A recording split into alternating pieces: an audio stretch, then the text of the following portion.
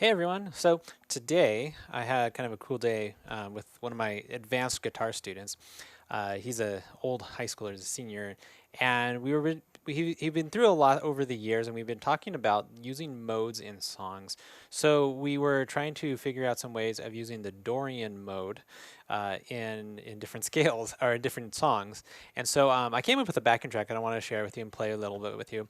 If you're unfamiliar with what a mode is, it's basically the pattern of whole steps and half steps that we would get in a scale. Another way to think of it is how you would choose which notes you put in a scale. And so, for example, for this one, we're using the A Dorian mode. Now, normally I'm going to do this on the piano. The A major scale would sound like this. Okay, a minor scale would sound like this. There we go. Now, the A Dorian mode is a little different. We use a different combination of notes. It sounds like this. Like that. On the guitar, it would be.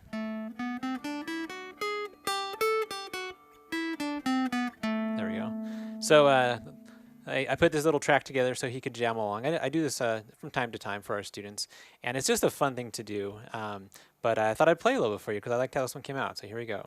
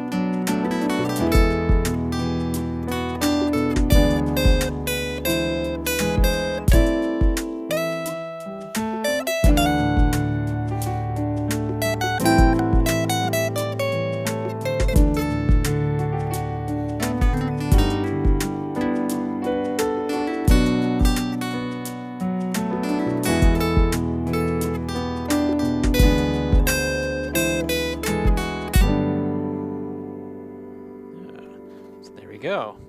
Hopefully you enjoyed that little ditty. Just threw that together today. But anyways, I also want to talk, don't forget, we are launching workshops this month, and these are just great times for any student of any studio to get some more learning on specific scales. So in September, we have 2 coming up. The first one is open to all students. You can play any instrument, you can sing, anything you want to do. It's about listening to music and having the vocabulary to objectively describe it. It's the difference between saying, oh, well, that was a pretty song, versus saying, I liked how the shimmering texture of the A section contrasted the darker feeling of the B section. Things like that. You put more words to it, you can describe it more, and here's the good thing, you actually learn to listen to music differently. We hear things more carefully and closely. So it affects so many things. We also have one coming up, scales on the piano, or it's the scales on the secret of scales revealed, or something like that. And what I do, I'm going to teach that one actually. It's a 1-day live course, and then there are videos afterwards that will guide you as a student all throughout how to play scales. And this one is part 1, so it only focuses on the first 5 scales. That's C, G, D, A, and E. Why those ones? Because they have the same finger pattern. You want to know a secret? All scales more or less have the same finger pattern, but there's a couple little tricks to them. But if we learn those 5, we can do any scale from there. We just have to know where it changes. And so that's what we have coming up this month. So go to our website, M3 Creative Academy, under Piano and Guitar Instruction, pull it down, go to Workshops, and they're all right there ready for you to do it. Now, here's the better thing. If you sign up this week for our email list, you will receive a code that will get you 15% off the class. That's pretty good right now. these are affordable classes anyways, but we want to just encourage you to get up there and to sign up for these classes soon.